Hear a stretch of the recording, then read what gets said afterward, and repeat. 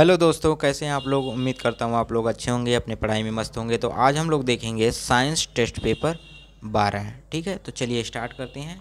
तो पहला क्वेश्चन आपके स्क्रीन पर है कि निम्न में किसका अपवर्तनांक सर्वाधिक होता है, पीला, बैंगनी, नीला या हरा। तो इसका राइट आंसर हो जाएगा ऑप्शन नंबर बी, यानी बैंगनी का जो अपवर्तनांक है सबसे अधिक होता है। क्वेश्चन नंबर सेकंड कह रहा है निम्न में किस विद्युत चुम्बकीय तरंग की तरंगदैर्घ्य ज़्यादा होती है, पराबैंगनी की, अवरक्त की, दृश्य प्रकाश या गामा किरणें की। तो फर्स्ट का राइट आंसर यानी सेकंड का राइट आंसर क्या हो जाएगा, ऑप्शन नंबर सी हो जाएगा, ऑप्शन नंबर सी। ठीक है, तो विद्युत चुम्बकीय तरंग की तरंगदैर्घ्य ज़्यादा किस में होती है, दृश्य प्रकाश में। क्वेश्चन नंबर नेक्स्ट क्या कह रहा है कि प्रकाश की चाल सबसे पहले ज्ञात की किसने की, एडिसन ने की थी, रोमर ने या फैराडे ने या वेबर ने। तो प्रकाश की चाल सबसे पहले किसने ज्ञात की थी, तो इसका राइट आंसर हो जाएगा ऑप्शन नंबर बी, यानी रोमर ने। ठीक है, क्वेश्चन नंबर सेकंड कह रहा है, नेक्स्ट कह रहा है कि सरल सूक्ष्मदर्शी में वस्तु को रखा जाता है, तो किस में रखा जाता है, लेंस और प्रकाश के बीच, फोकस के बाहर, वक्रता केंद्र पर या अनंत पर। तो इसका राइट आंसर हो जाएगा ऑप्शन नंबर ए, यानी लेंस और प्रकाश के बीच में रखा जाता है। ठीक है, क्वेश्चन नंबर 5 कह रहा है कि जब प्रकाश वायु से कांच में जाता है तो क्या होता है, तरंग दैर्घ्य बढ़ जाती है, तरंग दैर्घ्य घट जाती है, आवृत्ति बढ़ जाती है, कुछ नहीं होता है।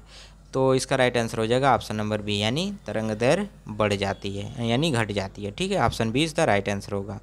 क्वेश्चन नंबर 6 कह रहा है कि पूर्ण आंतरिक परावर्तन होता है जब प्रकाश जाता है हीरे से कांच में, जल से कांच में, वायु से जल में, वायु से कांच में। तो इसका राइट आंसर हो जाएगा ऑप्शन नंबर कौन सा होगा, ऑप्शन नंबर ए, यानी हीरे से कांच में जाता है। तो क्वेश्चन नंबर 7वां कह रहा है कि प्रकाश तंतु किस सिद्धांत पर कार्य करता है, पूर्ण आंतरिक परावर्तन, अपवर्तन पर, प्रकीर्णन पर या व्यक्तीकरण पर। तो इसका राइट आंसर हो जाएगा ऑप्शन नंबर ए, यानी पूर्ण आंतरिक परावर्तन पर। ठीक है, क्वेश्चन नंबर 8, प्रकाश ऊर्जा को विद्युत ऊर्जा में बदलता है कौन, डायनमो, विद्युत मोटर, सौर सेल, विद्युत सेल। तो प्रकाश ऊर्जा को विद्युत ऊर्जा में बदलता है कौन, बदलता है, तो इसका राइट आंसर हो जाएगा ऑप्शन नंबर सी, यानी सौर सेल। ठीक है, तो क्वेश्चन नंबर 8वें का हो जाएगा राइट आंसर सी हो जाएगा। क्वेश्चन नंबर 9 कह रहा है यांत्रिक ऊर्जा को विद्युत ऊर्जा में बदलता है कौन, यांत्रिक ऊर्जा को विद्युत ऊर्जा में, तो इसका राइट आंसर हो जाएगा ऑप्शन नंबर यानी डायनेमो बदलता है। ठीक है, चलिए नेक्स्ट क्वेश्चन देखते हैं।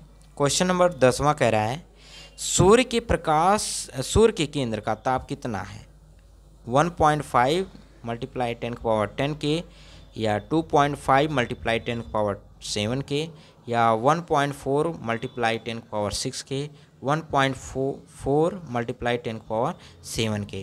तो इसका राइट आंसर क्या हो जाएगा, ऑप्शन नंबर ए होगा। इसका क्या होगा, ऑप्शन नंबर ए, यानी 1.5 10 के होगा। क्वेश्चन नंबर 11 कह रहा है कि सूर्य के केंद्र का दाब कितना होता है, 3 × 10⁻16 न्यूटन वर्ग मीटर, 3 × 10⁻6 न्यूटन वर्ग मीटर, 2 × 10⁻16 न्यूटन वर्ग मीटर या 3 × 10⁻10 न्यूटन वर्ग मीटर। तो सूर्य के केंद्र का दाब कितना होता है, तो इसका राइट आंसर हो जाएगा ऑप्शन नंबर सी होगा। ठीक है, नेक्स्ट क्वेश्चन देखते हैं। क्वेश्चन नंबर 12 क्या कह रहा है कि परमाणु रिएक्टर आधारित होता है नाभिकीय संलयन पर, नाभिकीय विखंडन पर, अनियंत्रित नाभिकीय विखंडन पर, सभी में। तो इसका राइट आंसर हो जाएगा ऑप्शन नंबर बी, यानी नाभिकीय विखंडन पर। ठीक है, क्वेश्चन नंबर 13 क्या कह रहा है कि परमाणु बम आधारित है नाभिकीय संलयन पर, नियंत्रित नाभिकीय विखंडन पर, अनियंत्रित नाभिकीय विखंडन या सभी पर। तो इसका राइट आंसर हो जाएगा क्या होगा, अनियंत्रित नाभिकीय विखंडन पर। तो option C is the right answer होगा। ठीक है, क्वेश्चन नंबर 14 क्या कह रहा है कि हाइड्रोजन बम आधारित है नाभिकीय विखंडन पर, नाभिकीय संलयन पर या दोनों पर या कोई नहीं। तो इसका राइट आंसर हो जाएगा ऑप्शन नंबर बी, यानी नाभिकीय संलयन पर। ठीक है, चलिए क्वेश्चन नंबर नेक्स्ट देखते हैं। क्वेश्चन नंबर 15 कह रहा है कि सिलिकॉन तथा जर्मेनियम अर्धचालक होते हैं, एक संयोजी के, त्रिसंयोजी के, 5 संयोजी के, चतुर्थ संयोजी के। तो 15 का राइट आंसर हो जाएगा ऑप्शन नंबर डी होगा, चतुर्थ संयोजिक होते हैं। क्वेश्चन नंबर नेक्स्ट कर रहा है पॉजिट्रॉन का खोज किसने किया था, जे थॉमसन ने, जेम्स चैडविक ने, एडरसन ने या रदरफोर्ड ने। तो इसका राइट आंसर हो जाएगा ऑप्शन नंबर सी होगा। क्या होगा? ऑप्शन नंबर सी, यानी एडरसन ने किया था। पॉजिट्रॉन की खोज एडरसन ने किया था। नेक्स्ट क्वेश्चन देखते हैं। नेक्स्ट क्वेश्चन कह रहा है एक कूलाम आवेश बराबर है किसके है? 6.25 × 10⁻18 इलेक्ट्रॉन, 6.25 × 10⁻23 इलेक्ट्रॉन, 6.25 × 10⁻−18 इलेक्ट्रॉन, 6.25 × 10⁻23 इलेक्ट्रॉन। तो इसका राइट आंसर क्या हो जाएगा? इसका राइट आंसर हो जाएगा ऑप्शन नंबर ए, यानी 6.25 × 10⁻18 इलेक्ट्रॉन। ठीक है। नेक्स्ट क्वेश्चन है कि किसी तार की प्रतिरोधकता निर्भर करती है लंबाई पर, पदार्थ पर, क्रॉस सेक्शन एरिया पर या कोई नहीं। तो 18 का राइट आंसर हो जाएगा ऑप्शन नंबर बी होगा, पदार्थ पर। ठीक है। किसी तार की प्रतिरोधकता निर्भर किस पर करती है? पदार्थ पर। नेक्स्ट क्वेश्चन, क्वेश्चन नंबर 19 कह रहा है कि 1 वाट घंटा बराबर होता है 3.6 10 की पावर 3 कैलोरी, 3.6 × 10⁻3 जूल या 4.2 जूल या 1 HP।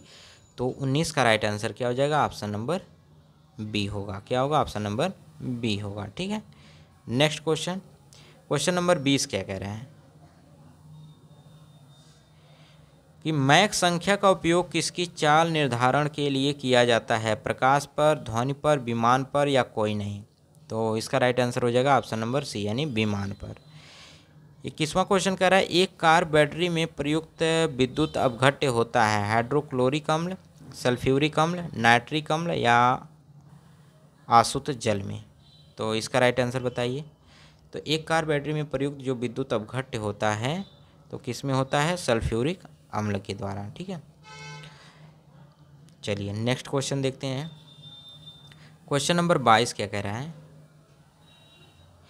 कि स्पष्ट दर्शन की न्यूनतम दूरी होती है 20 सेंटीमीटर, 30 सेंटीमीटर या 25 सेंटीमीटर या 15 सेंटीमीटर। स्पष्ट दर्शन की न्यूनतम जो दूरी है 25 सेंटीमीटर होती है। ठीक है। तो 22 का राइट आंसर सी हो जाएगा। क्वेश्चन नंबर 23 कह रहा है कि प्रकाश के तरंग सिद्धांत को किसने प्रतिपादित किया था? न्यूटन ने, रदरफोर्ड, हाइगेंस या वेबर ने। तो इसका राइट आंसर हो जाएगा ऑप्शन नंबर सी होगा। क्या होगा? ऑप्शन नंबर सी, यानी हाइगेंस ने किया था। चलिए क्वेश्चन नंबर नेक्स्ट देखते हैं। 24वां क्वेश्चन कह रहा है कि इंद्रधनुष में किस रंग का विक्षेपण अधिक होता है? बैगनी का, पीला, लाल, नीला। तो इंद्रधनुष में किस रंग का विक्षेपण अधिक होता है? तो 24 का राइट आंसर हो जाएगा ऑप्शन नंबर सी, लाल का। ठीक है। क्वेश्चन नंबर 25, पानी के ऊपर तेल परत का चमकना उदाहरण है किसका है? प्रकीर्णन का, अपवर्तन का, परावर्तन का या व्यतिकरण का। तो इसका राइट आंसर हो जाएगा ऑप्शन नंबर डी, यानी व्यतिकरण का होगा। Option number D is the right answer होगा। ठीक है। चलिए नेक्स्ट देखते हैं। नेक्स्ट क्वेश्चन कह रहा है धूप के चश्मे के पावर होती है 0 डायोप्टर, 1 डायोप्टर, 2 डायोप्टर या 3 डायोप्टर। तो इसका राइट आंसर हो जाएगा ऑप्शन नंबर ए, यानी 0 डायोप्टर। धूप के चश्मे की पावर जो है 0 डायोप्टर होती है। क्वेश्चन नंबर 27 कह रहा है कि वायुमंडल के प्रकाश के विसरण का कारण है धूलकण है, जल वाष्प है, हीलियम है, कार्बन डाइऑक्साइड है। तो वायुमंडल में प्रकाश के विसरण का जो कारण है वह क्या है? इसका राइट आंसर हो जाएगा ऑप्शन नंबर ए, यानी धूलकण है। ठीक है। क्वेश्चन नंबर 28, पास्कल किसका इकाई है? दाब है, ऊर्जा है, कार्य है, बल है। तो इसका राइट आंसर क्या हो जाएगा? ऑप्शन नंबर ए, यानी पास्कल का किसका इकाई है? दाब की है। क्वेश्चन नंबर 21 कह रहा है कि प्रकाश की गति किसके बीच से आते हुए न्यूनतम होगी? कांच से, निर्वात से, जल से या वायु से। तो 29 का राइट आंसर हो जाएगा ऑप्शन नंबर ए होगा, कांच की। ठीक है। क्वेश्चन नंबर 30 कह रहा है सूर्य की ऊष्मा पृथ्वी पर कैसे पहुंचती है? चालन द्वारा, विकिरण द्वारा, संवहन द्वारा, परावर्तन द्वारा। तो सूर्य की ऊष्मा जो पृथ्वी पर कैसे पहुंचती है? 30 का राइट आंसर क्या हो जाएगा? ऑप्शन नंबर बी, यानी विकिरण के द्वारा। ठीक है। नेक्स्ट क्वेश्चन नंबर 31 कह रहा है कि रेफ्रिजरेटर में थर्मास्टेट का कार्य है तापमान कम करना, हिमालय ताप को बढ़ाना, एक समान ताप को बनाए रखना या गलनांक को घटाना। तो शुद्ध जल का क्वथनांक फ़ारेनहाइट स्केल पर क्या होगा? चलिए इसका बताइए। तो 31 का राइट आंसर बता दीजिए। तो रेफ्रिजरेटर में थर्मास्टेट का कार्य क्या होगा, तो इसका राइट आंसर हो जाएगा ऑप्शन नंबर सी। ठीक है, चलिए नेक्स्ट क्वेश्चन क्या कह रहा है, शुद्ध जल का क्वथनांक जो फ़ारेनहाइट स्केल पर क्या होगा। तो इसका राइट आंसर क्या होगा, इसका राइट आंसर हो जाएगा ऑप्शन नंबर डी होगा। ठीक है, 212 डिग्री सेंटीग्रेड डिग्री होगा, 212 degree. Next question, question number 33 क्या कह रहा है, केल्विन तापमापी में बर्फ का गलनांक होता है, कितना होता है केल्विन तापमापी में बर्फ का गलनांक। तो इसका राइट आंसर क्या हो जाएगा, तो इसका राइट आंसर हो जाएगा ऑप्शन नंबर ए होगा, 273 केल्विन। ध्वनि का वेग सबसे ज़्यादा होता है किसमें, इस्पात में होता है, निर्वात में, जल में, या कोई नहीं। तो ध्वनि का वेग सबसे ज़्यादा होगा किसमें होगा, तो इसका राइट आंसर हो जाएगा ऑप्शन नंबर ए यानी इस्पात में होगा। चलिए क्वेश्चन नंबर 35 क्या कह रहा है कि ध्वनि का वेग सर्वाधिक होता है किसमें, ठोस में, गैस में, द्रव में, या वाष्प में। तो इसका राइट आंसर हो जाएगा ऑप्शन नंबर ए यानी ठोसों में होता है। ध्वनि का प्रभाव कान में कितने समय तक रहता है, 1/5 सेकेंड, 1/10 सेकेंड, या 1/15 सेकेंड, या 1/20 सेकेंड। तो बताइए इसमें से कौन सा राइट आंसर होगा, तो इसका राइट आंसर हो जाएगा ऑप्शन नंबर बी यानी 1/10 सेकेंड में होता है। ठीक है, ये था आज का लास्ट क्वेश्चन। यहाँ तक देखने के लिए बहुत बहुत धन्यवाद। Thanks for watching, thank you.